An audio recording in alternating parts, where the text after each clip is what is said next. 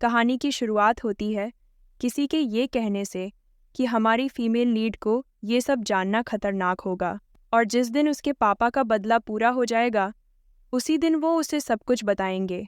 हमारी female lead सोचती है कि वो तो बस इसी दिन के लिए जिंदा थी। खुद से पूछती है कि क्या वो ये कर पाएगी।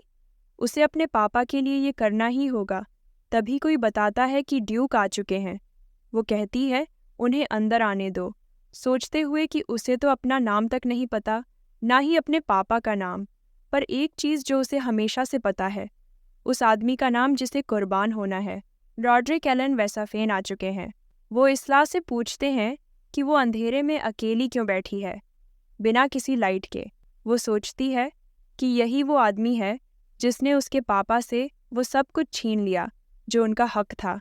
उसके पापा ने बताया था कि इसी आदमी ने उनका दायां हाथ काट दिया था और उन्हें गुनहगार और भगोड़ा बना दिया था। उन्होंने कहा था कि इसका बदला लेना ज़रूरी है। उन्होंने ये भी कहा था कि अगर उसने अपना असली नाम जान लिया तो शायद वो नाकाम हो जाएगी, इसलिए वो सब कुछ खत्म होने के बाद ही बताएंगे।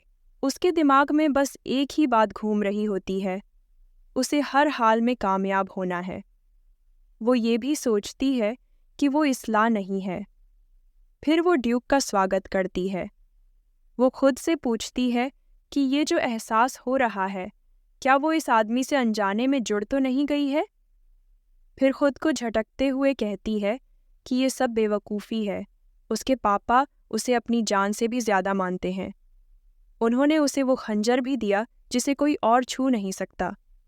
उसे कोई झिझक नहीं करनी, वरना वो अपने पापा की उम्मीदों से धोखा कर देगी। ड्यूक कहते हैं कि ऐसा कुछ कहना चाहती थी। वो बताते हैं कि ये पहली बार नहीं है जब वो उसके कमरे में आए हैं, लेकिन फिर भी उन्हें थोड़ी घबराहट हो रही है। वो सोचती है कि कितना बेवकूफ़ है ये आदमी। उसने बुलाया और ये दौड़ता हुआ चला आया। ये आदमी है एम्पायर का सबसे ताकतवर तलवारबाज और वेफेन हाउस का मुखिया। एक ऐसा आदमी जो अपनी तेज़ नज़रें हमेशा आसपास के माहौल पर रखता है, लेकिन अपनी बेटी के लिए बेहद कोमल दिल वाला है। और उसे अब तक ये नहीं पता कि जो बेटी उसे 2 साल पहले मिली थी वो नकली है और वही उसकी जान लेने वाली है। ऐसा सोचती है कि ये सब उसे हंसाने वाला लगना चाहिए था। तभी ड्यूक पूछते हैं कि क्या कमरे में कोई और भी है। वो कहती है कि वो अकेली है। ड्यूक कहते हैं कि वो उसके पीछे खड़ी हो जाए, एहतियात के तौर पर। ऐसा सोचती है कि क्या ड्यूक को किसी की मौजूदगी का एहसास हो गया है, क्या वो पकड़ी जाएगी। वो तय करती है कि अब उसे करना ही होगा, इससे पहले कि वो कुछ जान ले। वो खंजर निकालती है और ड्यूक पर हमला कर देती है, लेकिन ड्यूक उसका खंजर अपने हाथ से पकड़ लेते हैं। वो इसला से पूछते हैं कि वो ये क्या कर रही है और क्यों कर रही है। ऐसा कहती है कि उसे इस नाम से मत पुकारो, वो उसकी बेटी नहीं है। ड्यूक पीछे हटते हैं और ऐसा सोचती है कि उसका प्लान काम कर गया। उसके दिमाग में चल रहा होता है कि कोई भी इंसान इस जहर को झेल नहीं सकता। ड्यूक गिर जाते हैं, फिर भी इसला को समझाने की कोशिश करते हुए कहते हैं कि माफ़ करना। वो फिर दोहराते हैं, माफ़ करना। ऐसा फिर कहती है कि वो इसला नहीं है। तभी कोई और कमरे में आता है और रॉड्रिक को पुकारते हुए कहता है कि आखिरकार उन्होंने उसे ख़त्म कर ही दिया। वो आदमी कहता है कि उसने पहले ही रॉड्रिक से कह दिया था कि वो उसे बर्बाद कर देगा और अब उसने अपना वादा पूरा कर दिया है। ड्यूक कहता है, बायरन, जिस पर बायरन मुस्कुराकर कहता है कि अच्छा है कि रॉड्री को याद रहा। वो कहता है कि रॉड्री को कभी नहीं भूलना चाहिए था उस इंसान का नाम जिसे उसने इतनी आसानी से धोखा दे दिया। ऐसा सोचती है यही उसका पिता है। फिर बायरन अपने स्थान, ओनाइलिया अपने दाहिने हाथ, ये सब चीज़ें गिनाता है जो रॉड्रिक ने उससे छीन ली थीं। वो कहता है कि उसने सालों इस बारे में सोचा कि कैसे रॉड्रिक को सबसे दर्दनाक तरीके से मारा जाए, और आज उसने वो कर दिखाया है। वो अपने पुराने दोस्त को अलविदा कहता है और बताता है कि वो ज़्यादा दूर नहीं जा रहा। ऐसा नोट करती है कि ड्यूक मर चुका है। बायरन कहता है कि ऐसा ने अपनी जिम्मेदारी अच्छे से निभाई और अब उन्हें एक टोस्ट करना चाहिए। इससे उसे अच्छा लगेगा। वो फिर उसे नामों के बारे में उसका वादा याद दिलाती है। बायरन कहता है कि पहले पी लो, फिर बात करेंगे। और ये तलवार अब वो वापस ले रहा है। वो उसे शाबाश कहता है जैसे ही वो घूंट लेती है। फिर वो बोलता है, तुम्हारा असली नाम था इसला हिलिंग वैफेन। तुम असल में उसी मूर्ख रॉड्री की सगी बेटी थी।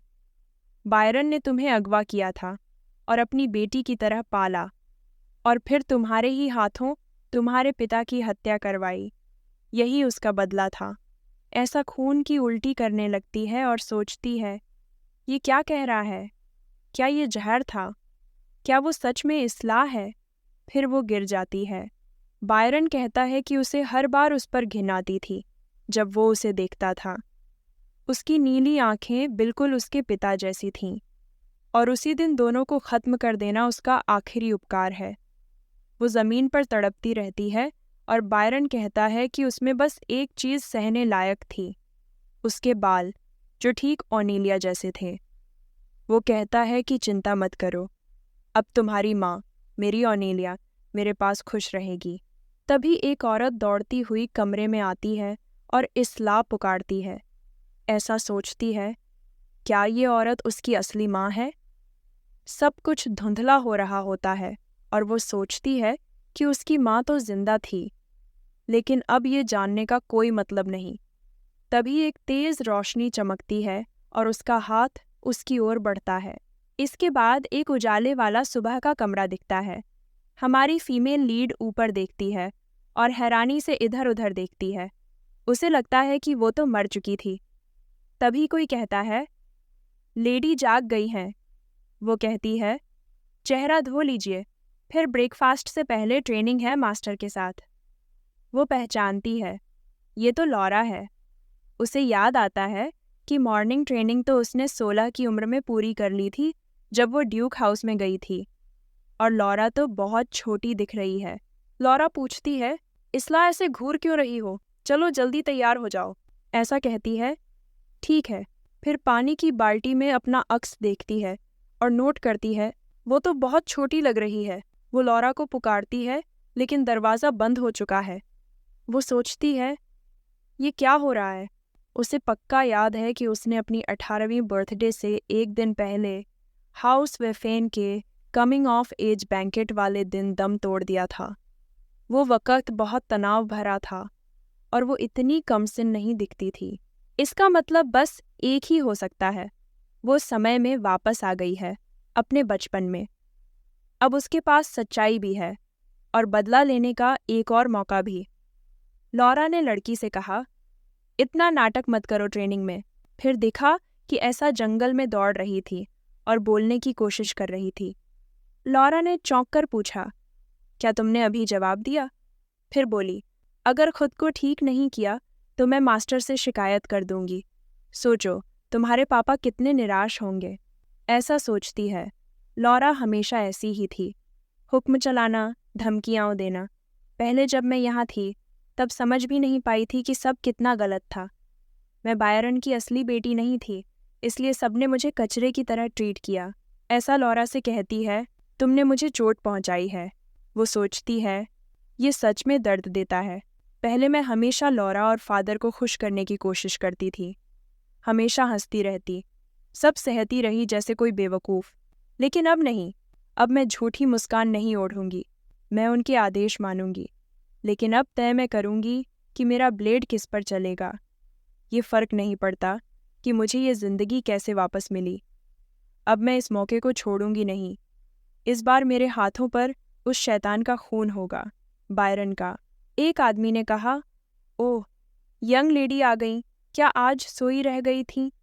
ऐसा पहचान गई, ये है क्लाउड, वो आदमी जिसने बायरन के कहने पर उसे ट्रेन किया था। वो एक गंदा इंसान था जिसने एक असैसिन को पाला। ऐसा ने देर से आने के लिए माफ़ी मांगी। उसने कहा, आज तुम्हारा लंच मास्टर के साथ होगा, अच्छे से खाना, ये एक ख़ास मौका है। ऐसा सोचती है, ये हमेशा से ऐसा ही था। उसमें मुझसे अजीब सी दीवानगी थी। फिर उसने कहा, आज से हम वेपन ट्रेनिंग शुरू करेंगे।